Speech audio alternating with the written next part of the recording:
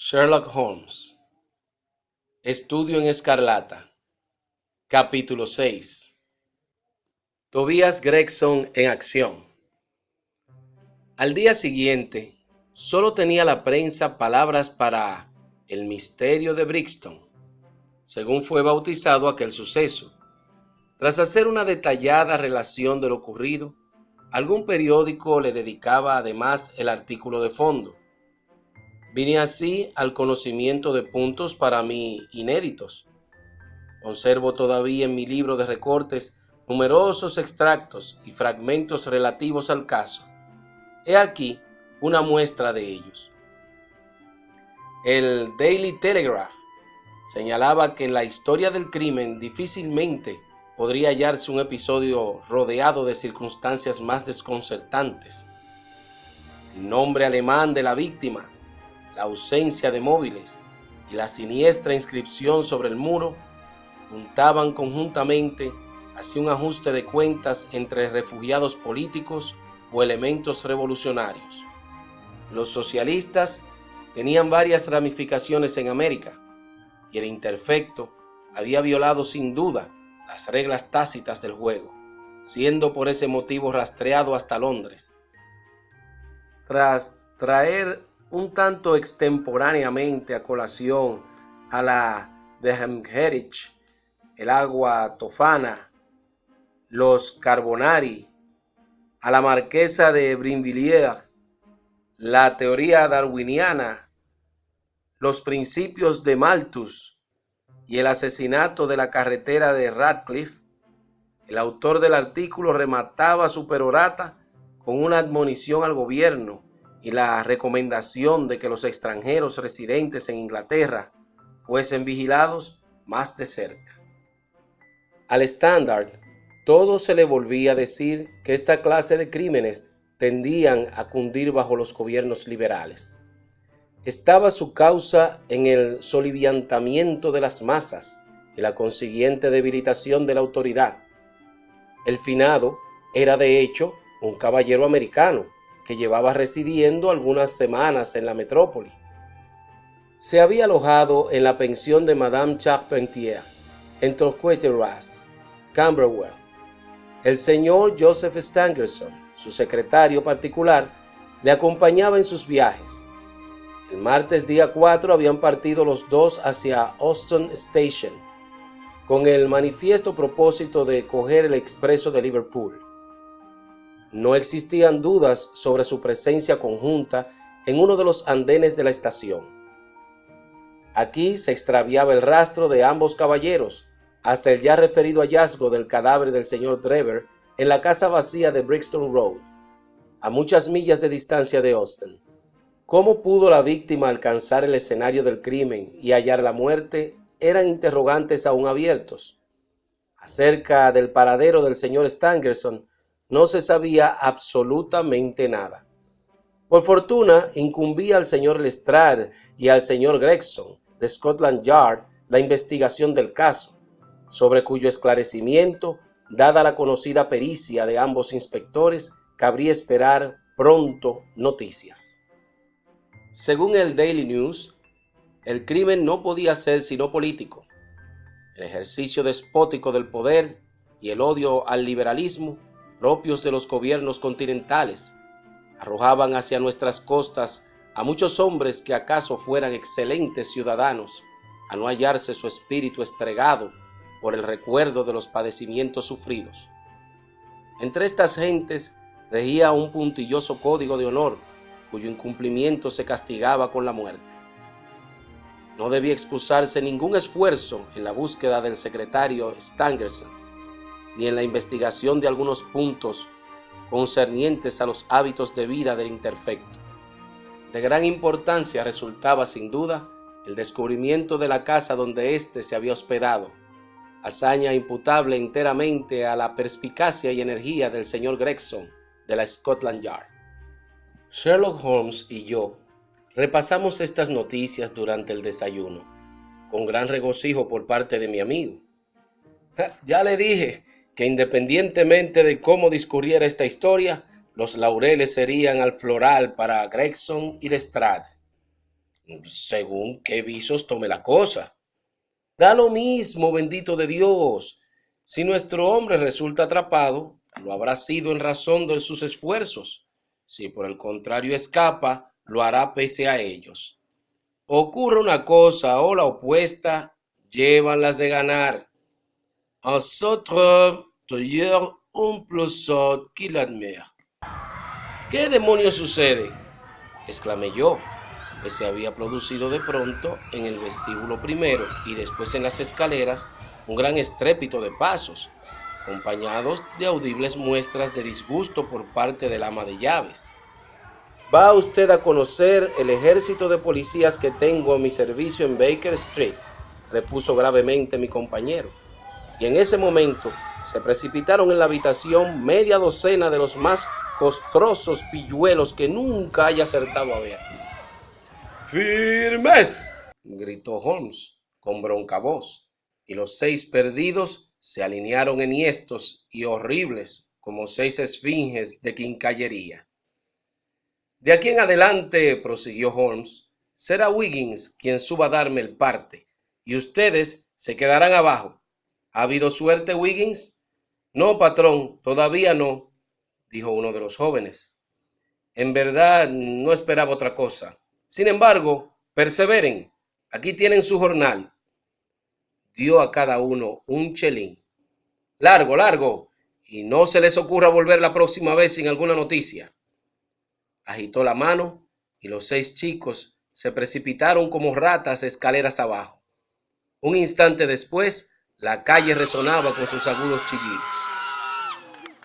Hunde más uno de estos piojosos que 12 hombres de la fuerza regular, observó Holmes. Basta que un funcionario parezca hacerlo para que la gente se llene de reserva. Por el contrario, mis peones tienen acceso a cualquier sitio y no hay palabra o consigna que no oigan. Son además vivos como ardillas, perfectos policías a poco que uno dirija sus acciones. ¿Les ha puesto usted a trabajar en el asunto de la calle Brixton?, pregunté. Sí, hay un punto que me urge dilucidar. No es sino cuestión de tiempo. Ahora prepárese a recibir nuevas noticias, probablemente con su poco de veneno, porque ahí viene Gregson, más hueco que un pavo. Imagino que se dirige a nuestro portal. Sí, acaba de detenerse. En efecto, tenemos visita. Se oyó un violento campanillazo, y un instante después, las zancadas del rubicundo detective, ensalvando los escalones de 3 en 3, se plantó de sopetón en la sala. «Querido colega, felicíteme», gritó sacudiendo la mano inerte de Holmes. «He dejado el asunto tan claro como el día». Me pareció como si una sombra de inquietud cruzara por el expresivo rostro de mi compañero. ¿Quiere usted decirme que está en la verdadera pista? ¡Pista! Tenemos al pájaro en la jaula. ¿Cómo se llama? Arthur Charpentier, alférez de la Armada Británica, exclamó pomposamente Gregson, untando sus mantecosas manos e inflando el pecho. Sherlock Holmes dejó escapar un suspiro de alivio. Iluminado el semblante por una sonrisa. Tome asiento, caramba, y saboree uno de estos puros, dijo. Ardemos en curiosidad por saber cómo ha resuelto el caso. ¿Le apetecería un poco de whisky con agua? No voy a decirle que no, repuso el detective. La tensión formidable a que me he visto sometido estos últimos días ha concluido por agotarme. No se trata tanto, compréndame, del esfuerzo físico como del constante ejercicio de la inteligencia. Sabrá apreciarlo, amigo mío, porque los dos nos ganamos la vida a fuerza de sesos. Me abruma usted, repuso Holmes con mucha solemnidad. Ahora, relátenos cómo llevó a término esta importante investigación. El detective se instaló en la butaca y aspiró complacido el humo de su cigarro. De pronto, pareció ganarle un recuerdo en extremo hilarante y dándose una palmada en el muslo dijo: «Lo bueno del caso es que ese infeliz del Lestrade, que se cree tan listo, ha seguido desde el principio una pista equivocada. Anda a la casa de Stangerson, el secretario, no más culpable del asesinato que usted o que yo, Quizá lo tenga ya bajo arresto. Semejante idea abrió de nuevo en Gregson la compuerta de la risa. Tanta que a poco más se ahoga. y, ¿Y de qué manera dio usted con la clave? Se lo diré, aunque ha de quedar la cosa como usted, doctor Watson, sin duda comprenderá, exclusivamente entre nosotros. Primero, era obligado a averiguar los antecedentes americanos del difunto. Ciertas personas habrían aguardado a que sus solicitudes encontrasen respuesta o espontáneamente suministrasen información las distintas partes interesadas. Mas no es este el estilo de Tobias Gregson. ¿Recuerda el sombrero que encontramos junto al muerto? Sí, dijo Holmes. Llevaba la marca John Underwood and Sons, 129 Camberwell Road.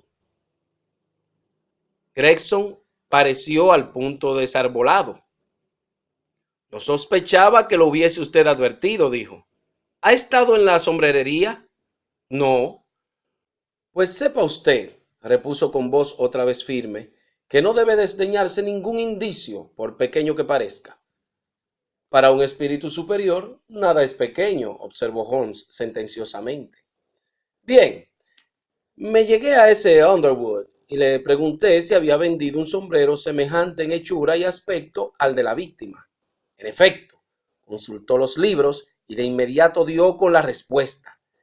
Había sido enviado el sombrero a nombre del señor Drever, residente en la pensión Charpentier, Torquay Terrace. Así supe la dirección del muerto. Hábil, muy hábil, murmuró Sherlock Holmes. Y a continuación pregunté por Madame Charpentier, prosiguió el detective. Estaba pálida y parecía preocupada. Su hija, una muchacha de belleza notable, dicho sea de paso, se hallaba con ella en la habitación, tenía los ojos enrojecidos, y cuando le interpelé sus labios comenzaron a temblar. Tomé buena nota de ello. Empezaba a olerme la cosa chamusquina. Conoce usted por experiencia, señor Holmes, la sensación que invade a un detective cuando al fin se halla en buen camino. Es un hormigueo muy especial. ¿Está usted enterada de la misteriosa muerte de su último inquilino, el señor Enoch J. Drever de Cleveland? Pregunté. La madre asintió, incapaz de decir palabra. La muchacha rompió a llorar. Tuve más que nunca la sensación de que aquella gente no era ajena a lo ocurrido. ¿A qué hora partió el señor Drever hacia la estación? Añadí. A las 8, contestó ella, tragando saliva para dominar el nerviosismo. Su secretario, el señor Stangerson, dijo que había 2 trenes, uno a las 9:15 y otro a las 11. Tenía pensado coger el primero. ¿Y no volvió a verlo? Una mutación terrible se produjo en el semblante de la mujer. Sus facciones adquirieron palidez extraordinaria. Pasaron varios segundos antes de que pudiera articular la palabra no. Y aún entonces fue esta pronunciada en tono brusco, poco natural. Se hizo el silencio, roto al cabo por la voz firme y tranquila de la muchacha. A nada, madre, conduce el mentir, dijo. Seamos sinceras con este caballero. Vimos de nuevo al señor Drever. Dios sea misericordioso, gritó la madre, echando los brazos a lo alto y dejándose caer en la butaca. Acabas de asesinar a tu hermano. Arthur preferiría siempre que dijésemos la verdad, repuso enérgica la joven. Será mejor que hablen por lo derecho, tercié yo. Con las medias palabras no se adelanta nada. Además, ignoran ustedes hasta dónde llega nuestro conocimiento del caso. Tú lo has querido, Alice, exclamó la madre, y volviéndose hacia mí añadió, no le ocultaré nada, señor. No atribuya mi agitación a temor sobre la parte desempeñada por mi hijo en este terrible asunto. Es absolutamente inocente. Me asusta tan solo que a los ojos de usted o de los demás pueda parecer que le toca alguna culpa. mas ello no es ciertamente concebible. Sus altas prendas morales, su profesión, sus antecedentes constituyen garantía bastante. Solo puede prestarle ayuda declarando la verdad, contesté. Si su hijo es inocente, se beneficiará de ella. Quizá, Alice, sea conveniente que nos deje solos, apuntó la mujer, y su hija abandonó el cuarto. Bien, señor, prosiguió. No tenía intención de hacerle semejantes confidencias, pero dado que mi niña le ha desvelado lo ocurrido, no me queda otra alternativa. Se lo relataré todo sin omitir detalle. El señor Drever ha permanecido con nosotros cerca de 3 semanas. Él y su secretario, el señor Stangerson, volvían de un viaje por el continente. Sus baúles ostentaban unas etiquetas con el nombre de Copenhagen, señal de que había sido este su último apeadero. Stangerson era hombre pacífico y retraído. Siento tener que dar muy distinta cuenta de su patrón, agresivo y de maneras toscas. La misma noche de su llegada, el alcohol acentuó tales rasgos. No recuerdo de hecho haberlo visto nunca sobrio después de las 12 del mediodía. Con el servicio se concedía licencias intolerables. Peor aún, pronto hizo extensiva a mi hija tan reprochable actitud, llegando a permitirse una serie de insinuaciones que afortunadamente ella es demasiado inocente para comprender. En cierta ocasión la tomó en sus brazos y la apretó contra sí, arrebato cobarde que su mismo secretario no pudo por menos de echarle en cara. ¿Por qué toleró esos desmanes tanto tiempo?, repuse. ¿Acaso no está usted en el derecho de deshacerse de sus huéspedes, llegado el caso? La señora Charpentier se ruborizó ante mi pertinente pregunta. Válgame Dios, ojalá lo hubiera despedido el día mismo de su llegada, dijo. Pero la tentación era viva. Me pagaba 1 libra por cabeza y día, lo que hace 14 a la semana, y estamos en la temporada baja. Soy viuda, con un hijo en la armada, que me ha costado por demás. Me afligía la idea de desaprovechar ese dinero. Hice lo que me dictaba la conciencia. Lo último acaecido rebasaba el límite de lo tolerable, y conminé a mi huésped para que abandonara la casa. Fue ese el motivo de su marcha.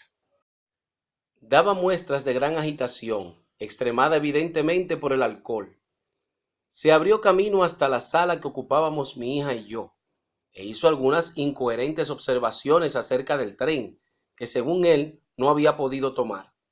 Se encaró después con Alice, y delante de mis mismísimos ojos le propuso que se fugara con él.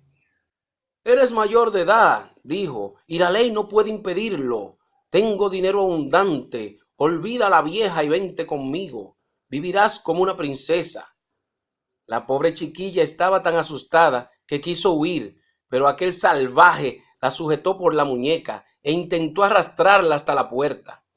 Dio un grito que atrajo de inmediato a mi hijo Arthur. Desconozco lo que ocurrió después.